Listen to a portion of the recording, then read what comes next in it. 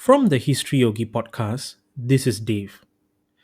The rise of an increasingly affluent and assertive China is dramatically changing our strategic environment. As a Chinese majority country, Singapore's ties with China have special significance.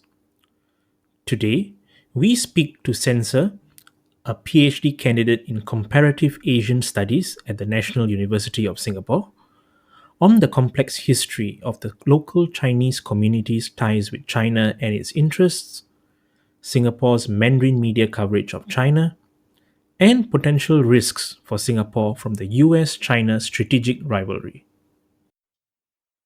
Thanks very much, Sensor, for joining us today. Historically, the Chinese educated and Chinese schools have been at the forefront of anti colonialism and resistance against Western hegemony. They've also been characterized as having been disadvantaged by Singapore's economic prioritization of English and the closure of Nanyang University in 1980. How do you think this legacy has influenced their response to a resurgent and assertive China? I think it's a very interesting question. I think it's important to start answering it by going back to looking at the actual history of the Chinese schools in Singapore, because this is often forgotten how they came about and how pivotal they were to the Chinese community, right? Because you have to realize that traditionally the British colonial authorities left the communities to their own devices when it came to education. And so the Chinese communities, with their own sweat and tears, built these schools. And they often had to fight a struggle for them to be recognized. And so for them, these schools were very potent symbols of their community's care for each other and also of this struggle for self-governance almost against the British colonial authorities, right?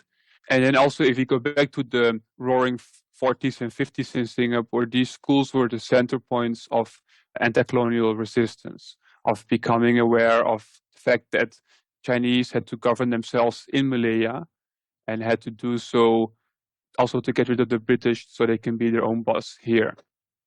If we then look at what happened to the schools later, the way they weren't just attacked by the colonial authorities, but also by the post-independence government, for a lot of those people, there was a lot of continuity between the way they were treated. And so there is just this continuous sense of having to struggle to maintain these symbols of the Chinese community. And then obviously once the schools were actually either closed down or forced to switch to English medium education, the diplomas that the students had gotten there seemed to be worth a lot less. And also in a time when there were just very, very few places in university in Singapore, people with Chinese diplomas often had difficulty even graduating from high school, but even if they did graduate, often getting a high enough score to qualify for a university spot. And so there is the schools are tremendously important as a symbol for the community, for how they were slighted and how they lost out in life and how they were persecuted precisely because they were Chinese, right? Because these schools were expressions of the Chinese community, of their care for it, for their own, of their culture, of passing on the language and the civilization, and also of the struggle to maintain this in the face of colonial and post-independence government pressure. And so this is, these schools are now seen as protectors of privilege because that's how the SAP schools functions nowadays. But for the Chinese community, of course, SAP schools were compromised. They gave up their schools, they gave up the Chinese medium education in return for the SAP money. And the compromise was that then they could keep some of this Chinese heritage alive. And I think that is a difficult thread because obviously we can all see the way SAP schools function in modern Singapore. But for a lot of the Chinese, especially the elderly Chinese in Singapore, these schools are a reminder of how hard they fought to be taken seriously, how hard they had to fight against the government, and how much they suffered. I mean, like imagine, right? If you're in school in the 70s, 80s, with the level of English they had, if you're suddenly forced to switch from Mandarin to English, but passing mathematics and high enough to compete for university spots with native speakers. I mean, this is impossible, right? And so there's this immense trauma there I mean, of course, also among the Malay vernacular schools, perhaps the Tamil vernacular schools, but there are just more Chinese schools. And this legacy, I think, is quite important to deal with. There's a lot of pain there. But of course, the practical reality is also that we have a very big community that were taught in Mandarin, that therefore also might primarily read, write, and listen and speak in Mandarin. And that is not going to go away. And so they might feel uncomfortable having to switch to English all the time, but also they will consume more Mandarin media. The Chinese in Southeast Asia have a mixed legacy of both having been under colonial rule and as migrants with significant economic influence. How does this factor into current discussions of historical injustice and privilege? Obviously, the idea of Chinese privilege has proven quite fruitful to many non-Chinese in Singapore recently to point out certain problems. I mean, if you look back at what white privilege meant in the United States, we see it is linked to what is different from majority privilege, because white privilege in America is linked to white supremacy and European settler colonialism. Whereas, of course, in Singapore was not founded based on Chinese supremacy and under a Chinese colonial empire, right? So I say that this turn to Asian values or Confucian values and the whole support for the China boom is something from the 1980s onwards. And obviously, Singapore was colonized by the British, and that leaves a legacy as well, right? And so that's why I think often I find it quite useful to compare Singapore's situation to that of Taiwan, because Taiwan also is an island that used to be run by several indigenous tribes related to the Malays and the Filipinos until the 17th century, when it was colonized first by the Dutch and then later by the Chinese, who turned Taiwan into a settler colony, right? So from the 17th century onward, Taiwan was settled by ethnic Chinese. Then it became a Japanese colony in the late 19th century, before 1945 it was taken over by the Chinese nationalists, who then, part of whom fled to it in 1949 and then ran a brutal, murderous dictatorship until the late 1980s, 1990s. And so the Taiwanese see themselves also as victims of colonization by both the Japanese, by the Chinese Nationalist Party, the KMT, as well as by the pressure coming from China now. Whereas often, of course, the indigenous in Taiwan will see themselves, they're not very happy with this, because they say, wait a minute, you're the victim, but this used to be our island, right? And you just taken our land. You were the ones who took our land in the 17th century, and now you think you are the victim. But the thing is, of course, all those things are true at the same time. Same thing, I think, applies to Singapore in a little bit, right? Even the slurs, right? So in Taiwan, the Hokkien-speaking people there will use the slur Huang Huana for the indigenous people. The Hokkien-speaking people in West Malaysia, Singapore, Sumatra do the same for the Malays. It's means something like savage. Obviously, if you look back, right, if you see how the Chinese educated were treated before, they were victimized for being too Chinese. But at the same time, of course, now they are the majority. And so any feelings of supremacy that used to be there have now gotten more space to unfold. And secondly, we have, as I said before, the China boom since the 1980s.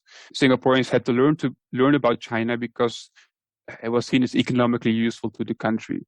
And you see the whole Speak Mandarin campaign also often imbued with a kind of economic value, leading to basically the two valuable languages in Singapore are now English and Mandarin, right? There are supposed to be 4 official languages, but ones that really matter are English and Mandarin.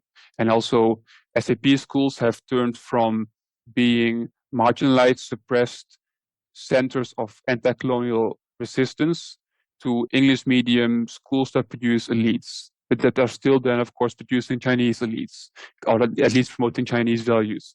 And so in Singapore, we have this situation where, just like in Taiwan, the majority is ethnic Chinese, who also used to be colonial subjects and who also often were seen as backwards because they were too Chinese, as the Japanese saw them, or even the KMT also saw Taiwanese as too southern, too rural, and therefore also not modern enough. Same thing maybe with the PAP and the British. Also, they saw the Chinese in Singapore as too Chinese, too backwards, too superstitious. And now, of course, this has changed. And this also gives space to existing racisms or imperial legacies within the Chinese community to become more mainstream. And I think this is interesting part here, right? Where in the past these were the prejudices maybe among a people that were also just one of the colonized people.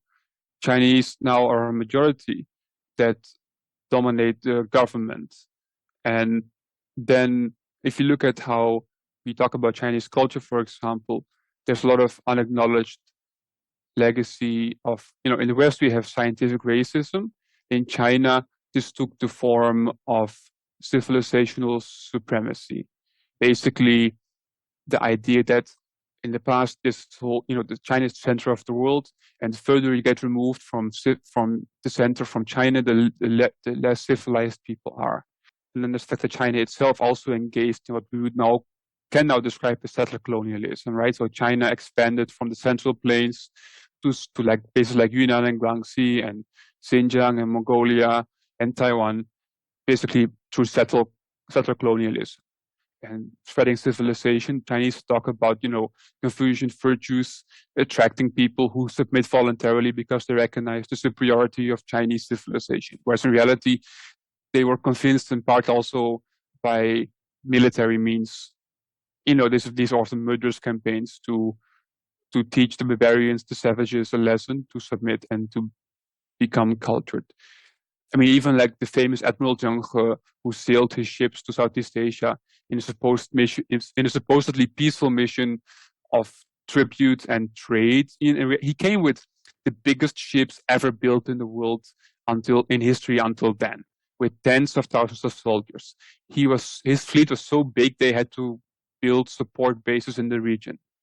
If tomorrow before they go to Singapore, we have, 4 American aircraft carrier groups with 100,000 soldiers, do we then think any Singapore concession is voluntary out of how inspired we are by American greatness? Or do we think maybe the threat of 4 aircraft carrier groups might have something to do with it?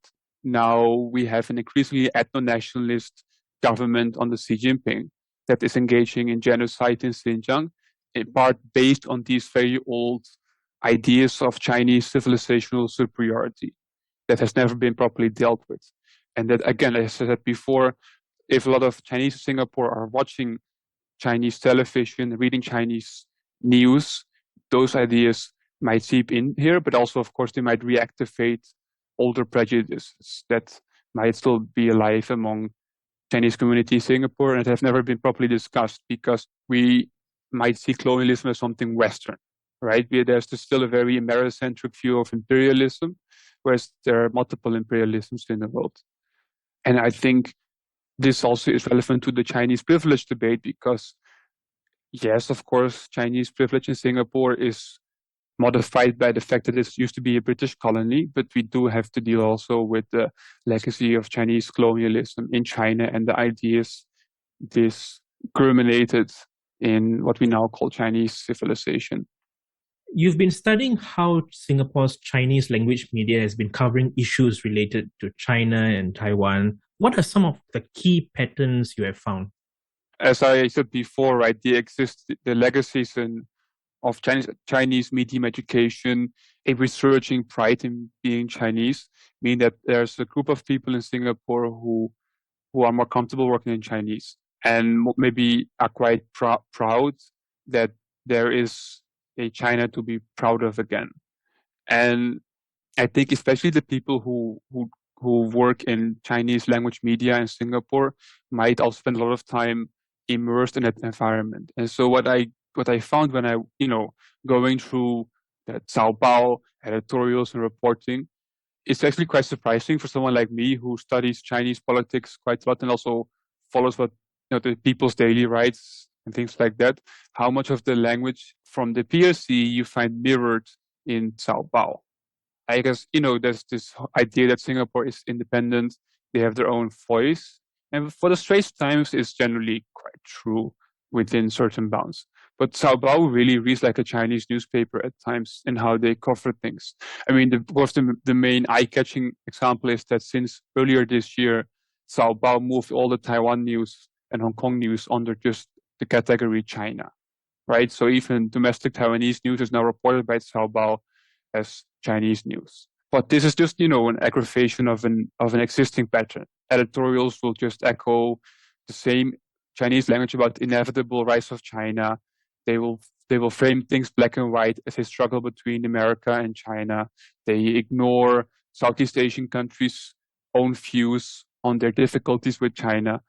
Cao Bao will write about Taiwan as if they have no own thoughts about their independence. It's and the cartoonist for Cao Bao, who was quite famous internationally for a racist cartoon he drew of the Indian space program, continues to show his, I would say, chauvinism or nationalism in Cao Bao, drawing quite pro-China cartoons, I would say. Also, same basically, literally, the one day I read some new misinformation campaign against Taiwanese vaccines, and the next day the editorial cartoonist in Cao Bao repeats the same narrative.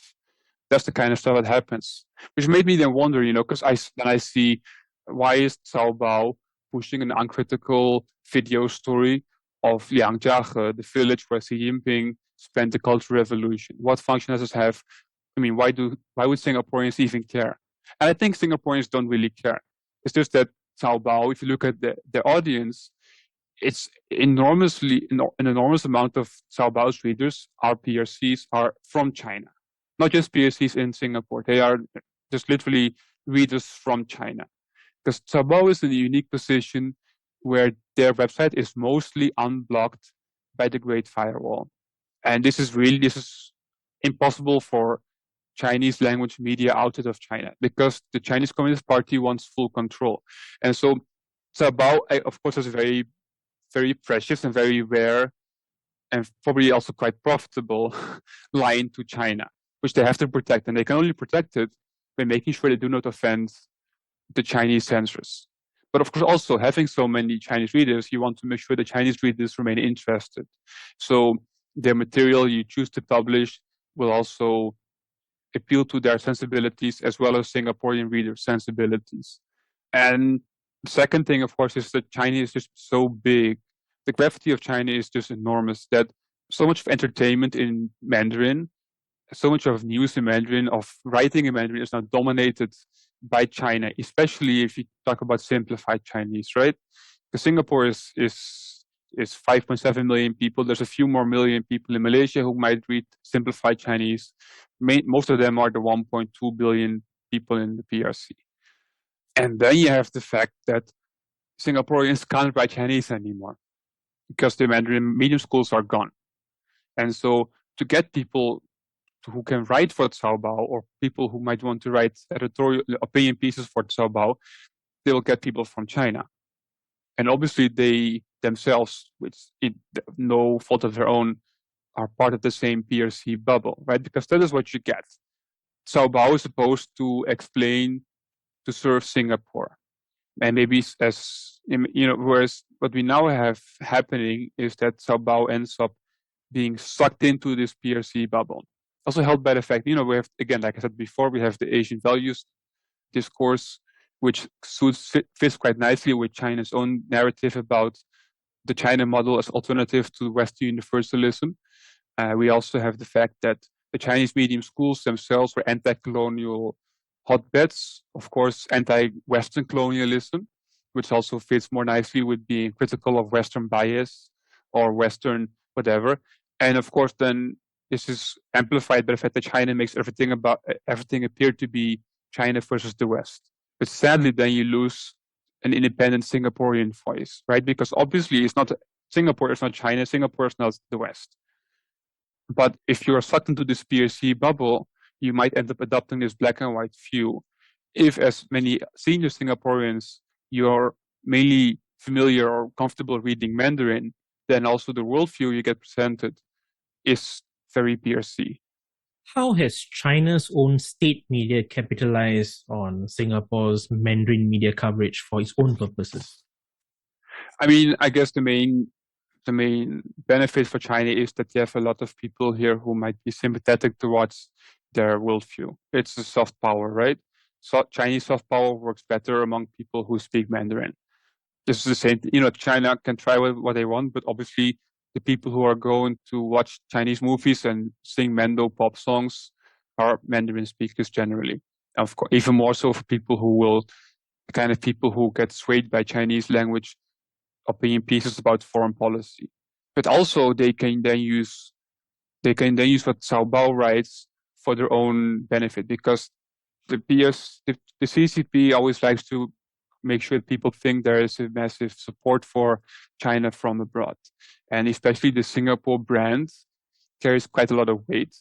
And for example, when China unannounced sent Sinovac vaccines to Singapore in February, they announced quite proudly because they want to, they're quite happy that Singapore is using Sinovac vaccines. And within the press, this kind of propaganda has a name called 借船出海. It means borrowing a boat to go out on the sea. Basically, if you can use someone else's label, someone else's brand to package your message, then it might be more palatable, right? So they will buy a page in The Economist that looks like an article that promotes their view. But also, Cao Bao might write something that is quite positive about reasons why young Chinese will join the Chinese Communist Party, and then Xinhua, the state press agency, will write a glowing report, how Singapore newspaper reports why young people believe in the CCP.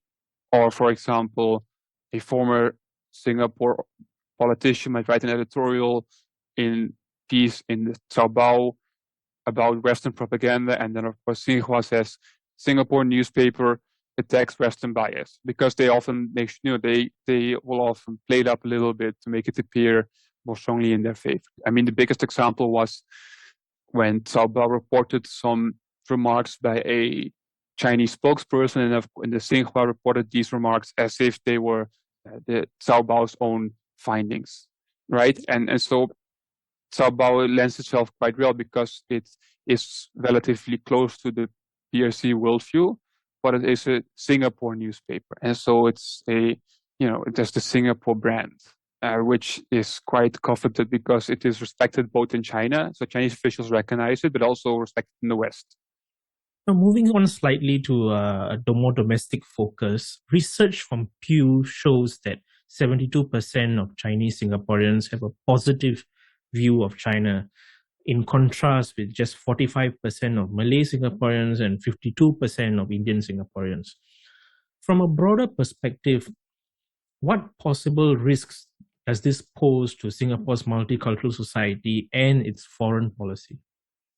I mean, I think foreign policy is not very likely to cause a lot of trouble initially in Singapore, because foreign policy has never become a very strong political topic, right? If you remember the recent general election, foreign policy was not really a major topic. It never has been, really. And this is partially by design. If precisely because the PAP government was afraid that foreign policy views might be race determined, right? They were, of course, the expectation Malays would be loyal with Malaysia, Chinese with China, Indians with India. And this hasn't happened so far.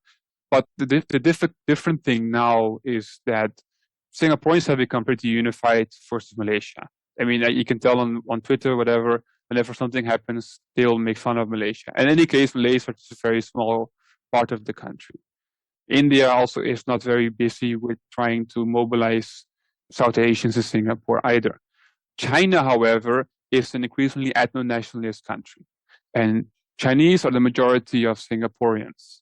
And so we have an unfortunate double whammy there, where, especially under Xi Jinping, increasingly we see a blurring in China of the distinction between overseas citizens and overseas and ethnic Chinese outside of China, right? So officially, there's this formulation called Haiwai, Huaren, Huaqiao. So Huaqiao are overseas Chinese citizens. Huaren are non-PRC, non-citizen Chinese, ethnic Chinese. And increasingly, they will either just, say Huaren Huaqiao in one word, as if it is one phrase, or they will just say Haiwai Qiao Bao. overseas compatriots. So what we get is this conflation that Chinese are Chinese are Chinese are Chinese, and China is the PRC, is the CCP, is the people. So basically, they increasingly expect loyalty to the country from the people, and the people increasingly include all ethnic Chinese. And these kind of ideas are increasingly common in Chinese media. And as I said before, things like Cao Bao are increasingly part of this Chinese media environment. So these ideas also seep into Singaporean Mandarin language media. At the same time, we already see, of course, that so many Singaporeans are more favorable towards China. This is maybe quite natural. Again, like a lot of people, your grandparents or great grandparents might be the ones coming from China, maybe even your parents. So especially if you're elderly in Singapore, you might actually, have been born there. It's natural. But as parts of Singapore become increasingly wary, as for example, at some point the government might want to adopt anti-influence legislation and might end up having to explicitly single out certain Chinese operations, certain Chinese individuals, certain Chinese groups, there might be a backlash among people who predominantly live in this Mandarin media bubble. And I think that might be a risk then where it is basically an ethnicized division about foreign policy, or about what at that point has become domestic policy, national security policy. And I think that's the risk, that this is worsened if part of the country lives in a PRC media bubble, right? Because Straits Times is relatively even-handed, I would say.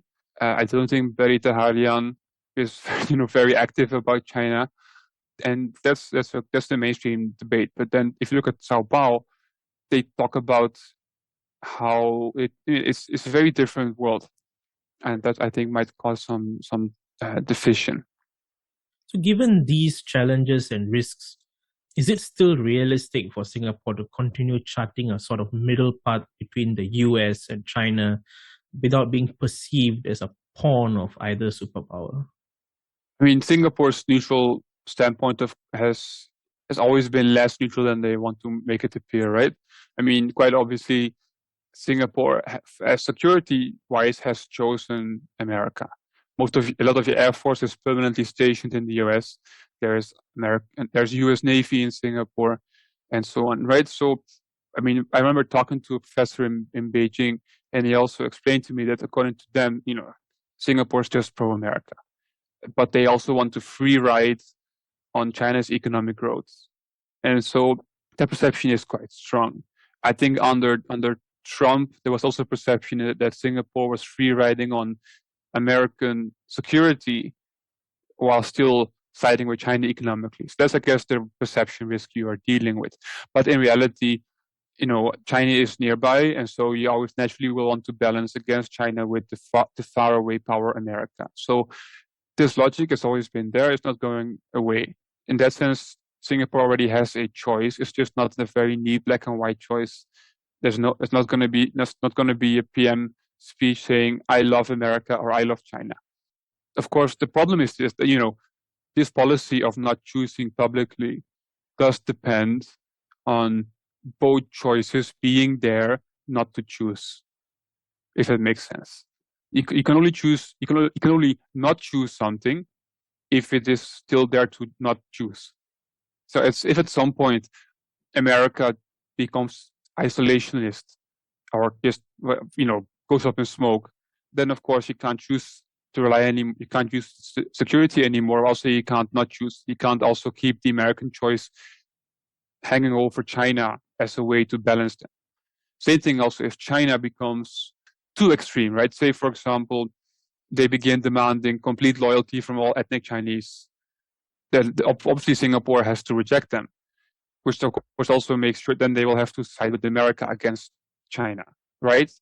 And so I think the main thing is not really in Singapore's hands. It depends on the direction that China and America will take. Given these serious implications of superpower rivalry, what do you think Singaporeans can do to protect themselves better against foreign influence campaigns and improve their literacy on foreign affairs? As PhD student, my answer is, of course, going to be read more books, read more history. I mean, I think it's always very good to know your country, to know what is going on, to know how things work, but also, of course, to read the history of places like China and America, so you know how they operate historically and you know how they operate now.